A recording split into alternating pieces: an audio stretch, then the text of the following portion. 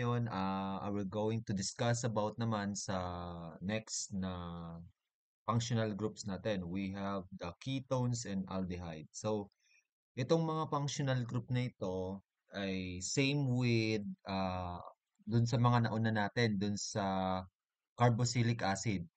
Meron siyang carbonyl carbon. Ang carbonyl carbon ay carbon na double bonded to oxygen. This is called carbonyl ha. Carbonyl group or carbonyl carbon. Okay? So, double bonded. So, ang pinagkaiba, when we say ketones, yung kanyang carbonyl carbon ay somewhere in between the R group. Okay? Between siya ng R group. It's located at the middle. While yung ating aldehyde is yung kanyang carbonyl carbon ay nasa very first carbon always. Okay. Then, ang nasa sa dulo na po ng very first carbon ng isang molecule is the hydrogen. Okay. Yung dito, we have R group. Then, sa kabila, hydrogen na po yung dulo. Yun po yung unang pinagkaiba nila.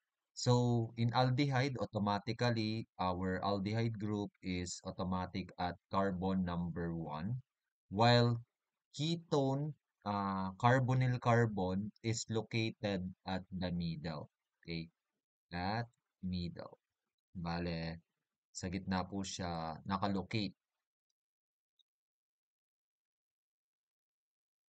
Then, meron po tayong positioning. So, we have to have a locator kapag sa ah, pag sa ketone functional group kasi somewhere in the middle nagkakameron tayong carbonyl carbon. Dito hindi na natin need lagyan ng locator kasi automatic po siya sa carbon number 1. Same with carboxylic acid.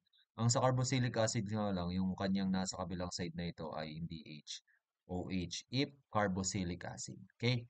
Now, ano naman po kaya if ever na sila po yung priority na maging suffix? Ano naman magiging suffix? Kapag sa ketone, ang ating E, ire-replace nyo with own. Ano? Own. Pag sa ketone. Kapag naman sa aldehyde, yung ating end na E, ire-replace nyo with EL. Okay? If originally alkane po yung ating ano, yung i-replace yung AL. Okay? So, para po natin ma-testing kung ano, kung paano yung mga ayupak naming ng mga compound, organic molecules na may ketone at aldehyde, let's do some example. Okay? For our first example, kung mapapansin nyo, meron po tayong aldehyde functional group here. This is the aldehyde functional group. And siya lang po yung present dito sa ating given. Kaya, ang gagawin natin, automatically put a locator, the lowest locator to the carbon of the aldehyde functional group. Then, we find the longest chain from that carbon. So, 1, 2, 3, 4, 5, and 6 is our longest chain. So, meron tayong substituents sa 4 at saka sa 3. Okay? Pero ang magdadala ng ating ano is ang ating aldehyde, which is ang ating ano is Al. So, we'll have a suffix Al. Then, 6 po siya, that is hex. You know, hexane. So, ang gagawin nyo, yung E, i-replace nyo ang Al. Magiging hexanal. Ano? Magiging hexanal. Then, sa unahan, ilalagay natin yung kanyang mga substituent. We have a metal group on number 3 and another metal group on number 4. So, magiging, ano natin dyan is 3, 4 dimethyl. By the way, gawin nating ano, big letter itong D kapag sa unang-una pa lang. So, 3,4-dimethyl hexanal is the final name for this organic compound. Okay? This is predominantly an aldehyde po yung ating unang given. So, for the next given, we have a halide attachment to this molecule with an uh, I don't hindi na po ito aldehyde kasi carbon na po ito, hindi na po hydrogen yung nasa dulo. So, this time, ketone po yung ating functional group. Ano? So, maglalagay po tayo ng locator kung saan magiging lower number ang ating ketone dahil siya ang priority group natin dito. So, we have put here 1, then 2, 3, 4, and 5. Then sa 5, may naka-attach po tayong bromo. Then, ang ating ketone functional group ay located sa carbon number 2. So, sabi ko nga sa inyo, maglalagay tayo ng locator pag ketone. Kasi somewhere in the middle na papunta yung carbonyl carbon niya. So, that is 5 pentan. So, wala tayong double bond, kaya pentan pa rin. Then, ang ating magiging ano na is pentanone. Ano, that is pentanone. So, sa sa ating carbon 2 nagkameron ng own kaya lalagay natin yung locator niya. That is 2 pentanone. Ano? 2 pentanone. Yung own natin nasa carbon number 2. Then dito sa carbon number 5 ay bromo. So yan po yung ating substituent. Lalagay nyo ay 5 bromo. So 5 bromo. So big letter po pag unang-unang letter pa lang. So 5 bromo dash 2 pentanone. So the answer for this is 5. Bromo located sa 5 is bromine. Then sa 2 yung ating own or pentanone. Pwede rin naman ganito yan guys, class. So magiging tan, tan, tapos lagay nyo po yung ating locator with a dash 2 own. So pentan dash 2 own, tapos sa unahan ay 5 bromo. So this two way of naming is parehas po yung tama. Ano, parehas po siyang tama. So, it's up to you kung gusto niyo ang new method or itong new method of naming or itong old method. Pero parehas po siyang tama. Okay? Pero depende na rin kung ano nasa option ha. Pero same po siya. Next, we have here ketone. Diketone po yung ating ano. Then, ang ano naman dito para malagyan nyo kung saan ng locator na magsisimula ng 1 is kung saan may malapit na ketone, kung saan magiging lowest yung dalawang ketone functional group natin. So, I think dito po. So, this is 1, this is 2, 3, 4, 5, and 6. Okay? So, meron po tayong ketone group sa carbon number 2. Then, meron po tayong ketone group again sa carbon number 4. So, 6 po ang ibig sabihin ay hex. Dahil walang double bond, hexan. Tapos, suffix natin ay own, hexanone. So, saan nakalagay yung ating mga own? Sa 2 at 4. So, lagyan nyo lang 2, dash. Okay. So, dahil dalawa sila, ay gagawin natin dyan, ito po ay imumove natin itong ating own, ano, yan, imumove natin, tapos lalagyan, di-own. Tapos, ang gagawin nyo, i-retain nyo yung E dito. So, gagawin nyo ay hexane dione. Yan, okay. Or, pwede rin po namang ah, hexane. Yan. Tapos, tsaka natin ilalagay yung locator na 2, comma 4, dione. So, same po sila. Parehas po silang tama if ito pong new way of naming or ito po ang ating gagawin. Tandaan nyo, pag letter D po, gumamit tayo ng die bago yung own, ay i-retain natin yung letter E, hindi natin siya i-omit. Okay?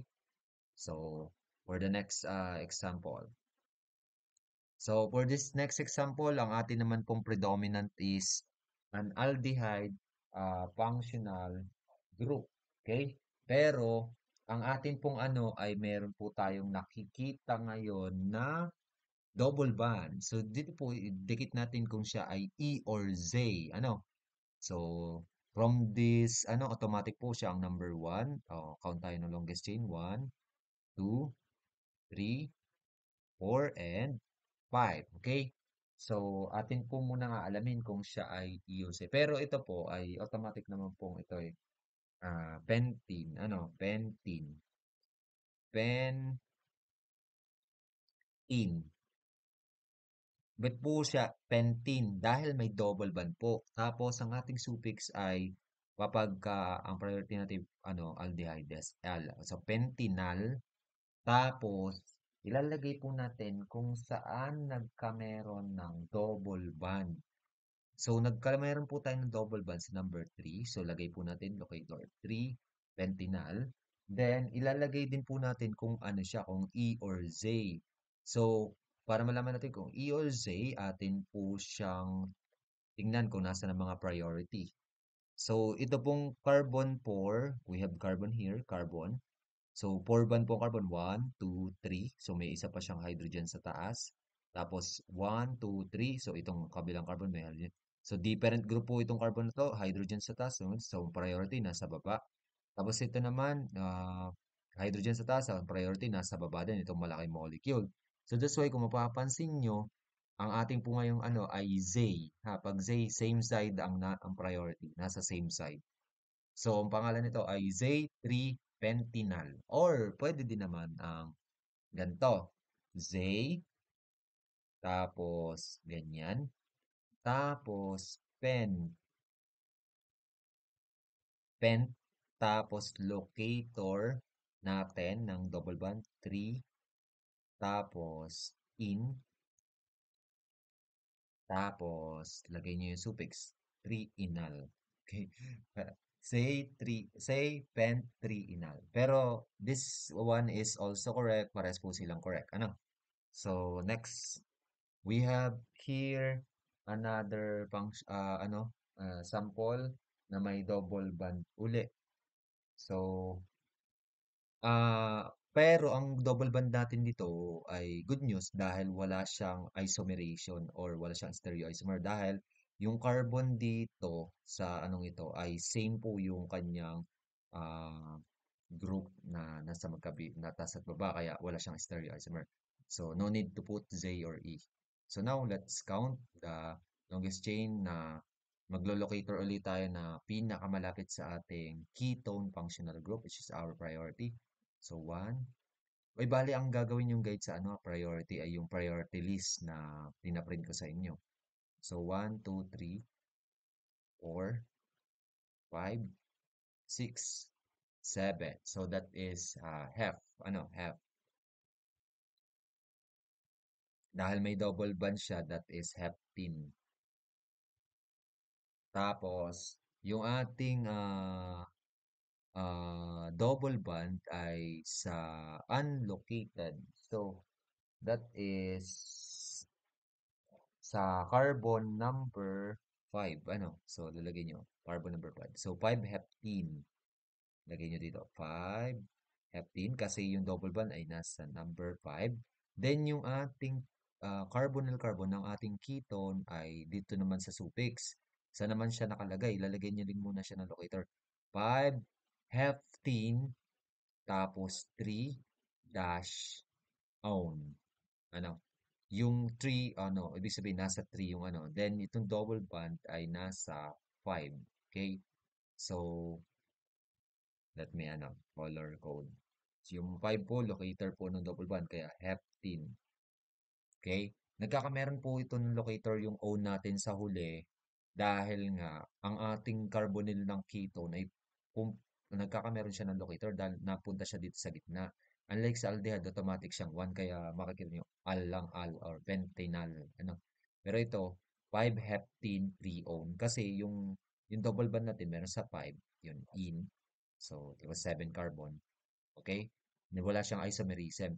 Now, meron pa po tayong ano, substituent dito kailangan lagay. Sa number 6, meron tayong methyl. So, lalagay nyo 6 methyl sa unahan. So, 6 dash methyl.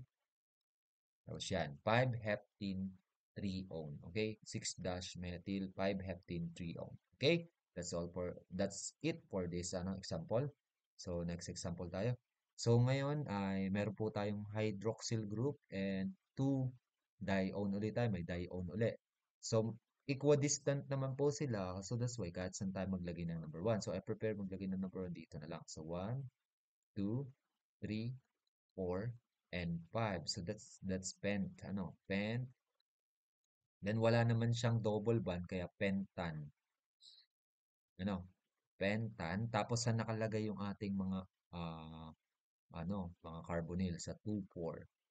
So dahil nga meron na tayong dye uling gagamitin. So lalagay nyo na dyan ang letter E. I-retain yung letter E ha. So pentane, tapos 2, 4. Tapos ito, dalawa yung ating dye. Die-on. Pag may die-on kayo nakita, nire-retain yung letter E dito. Pero pag wala, tinatanggal, inuumi. Okay? So next, meron pa po tayong isang substituent which is this OH group. Pagka po siya ay hindi priority, siya po yung napupunta din sa unahan. This is hydroxy. So 3-hydroxy. Lagay mo. 3-hydroxy. So, ang pangalan nito ay 3-hydroxy pentane dahil 5 carbon 2,4-dione. Okay? So, for the next example, okay? So, this one is cyclobutene. Dahil 4 carbon. Then, automatic, number 1 natin yung ating functional group, yung ketone. So, 1. Dahil dalawa sila, so automatic yung pangalawa, 2 agad yan. So, 2, 3, and 4. So, lalagay nyo bu dahil wala po tayong double bond, ilalagay po natin ng butane, ano, at kaya siya lalagay ng buo kasi po, dalawa po kasi yung ating, dione po kasi yan, dione ulit. So, cyclobutane, dione, tapos, ilalagay nyo kung saan nakalagay yun, sa 1 at saka sa 2, dun sa, sa unahan natin ilalagay yan. So, 1, 2, cyclobutane dione is the correct answer for this one. Pwede rin naman pong ganito. Cyclobute muna. Cyclobutane. Ayan. Buo ulit. May E kasi may di tayo. Tapos, locator. Locator. Lagyan nyo locator. 1-2. Tapos, dione. Pwedeng ganito. Pwede rin naman ganito. Okay? So, next example, we have also dalawang aldehyde naman po ito. Dalawang aldehyde. Ang dalawang aldehyde po ay hindi po natin need na lagyan ng locator ha. Tandaan nyo kasi ang aldehyde ay nasa dulo. Automatic siyang 1. So, this is 1. This is 2. This is 1. This is 2. So, parehas silang 1. Di na sila ilalagay. So, magiging dial nga lang sila pagka So, sa number 2 po natin may nakalagay na methyl group ha. Methyl group here. So, 1, 2, 1, 2. So, that is kapag ka po yan ay pero 3 carbon sila in total ha. 3 carbon. Okay? So, that is prop. Kasi 3 carbon naman po siya. Propane. Propane. I-retain natin ng E dahil dalawa yung ating aldehyde. 1 and 2. So, magiging dial. Dial. So, propane, dial. Okay? Then, substituent natin sa carbon number 2. Ay ilalagay natin. That is 2-methyl. 2-methyl profane dial. Okay? That's for that example. Next example. So, meron po tayo ulit dito. Meron tayong ipa-prioritize sa dalawa. Nagsama po ang ketone at saka ang ating aldehyde. Pero in terms of priority, ang mas priority natin ay aldehyde over ketone. Okay? Magiging substituent niya ang ketone. So, now let's have 1 here. Then, longest chain tayo. 3, 4, 5, and 6. Tapos, since priority natin ang so magiging suffix natin ay AL, and isa lang naman siya, kaya hindi naman siguro nakakano. Then, that is called hexanal. Hexanal. Tatanggalin natin yung letter E, replace with EL. Kung wala namang dial, Pero kung dial siya, lagyan yung E. So, saan po ano naman po yung ilalagay natin dito sa unahan? Ang ating mga ano dito, mga ano ay itong ketone group at saka itong methyl. Ito, this is called as oxo kapag siya ay hindi priority pag substituent lang. This one is methyl. So, saan sila located? Sa 5 at saka sa 3. Alphabetical, sino po mauuna? Methyl or oxo? Ang mauuna po sa kanila ay methyl. So, lagay niyo muna 3 methyl dash tapos 5 oxohexanal. Okay? That's it for this name. So, next po, meron po tayo uling cyclo na may tatlong ano. Pero dito po ay ang ating priority lagyan ng one automatic is yung ating ketone functional group over alcohol functional group. So, this is 1, then 2, then 3. Dito na po sila magkakameron lowest number. Yan na po yung ating ano, ikot. 4, 5, and 6. Okay? So this is called the cyclohexanone. Ano?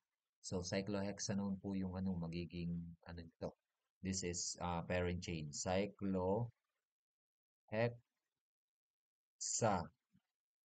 Tapos remove po natin yung il kasi yung E palitan natin ng own kasi ketone functional group po yung ating meron dito sa ating example. Then, cyclohexanone, then ilalagay po natin sa unahan yung ating mga attachment substituent. So, meron tayo sa 2 at saka sa 3. Ano? So, 2, 3. So, 2, comma pala yun, comma. Comma, 3, dihydroxy. Bale, dihydroxy. Kasi ang hydroxy po ay prefix name ng OH group or alcohol kapag hindi siya priority. So, 2,3-dihydroxy cyclohexanone. Okay? No need na pong lagyan ng locator itong hexanone kasi automatic naman siya yung number 1. Okay.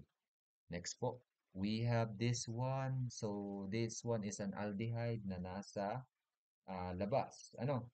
So, cyclic compound po yung atin, cyclic. So, ngayon, ang ating priority, lagyan ng number 1, syempre, ay ang ating aldehyde. So, this one, 1, so 2, and 3, and 4, and 5. That is cyclopentane.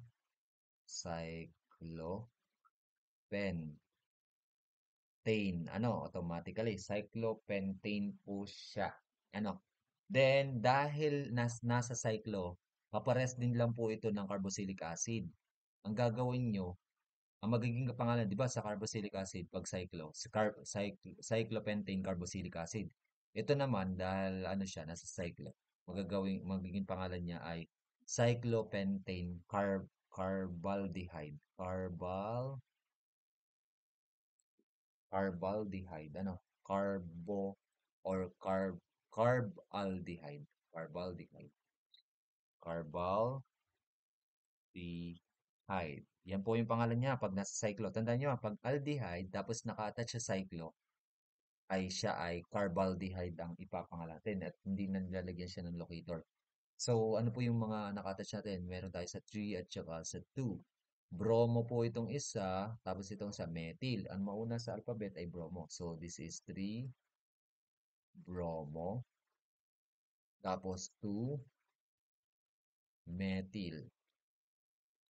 Cyclopentane carbaldehyde. Yan po yung magiging pangalan nito. So, for the last example, sige, try nyo nga itong last example. Sagutan nyo nga dyan. Try nyo. Tapos, sisend nyo sa akin yung picture, ha? So, masasend nyo lang sa akin itong picture nito. Pinanood nyo ng buo itong video. Ano, malalaman ko kung sinong nanonood at hindi. That's all for this video and God bless.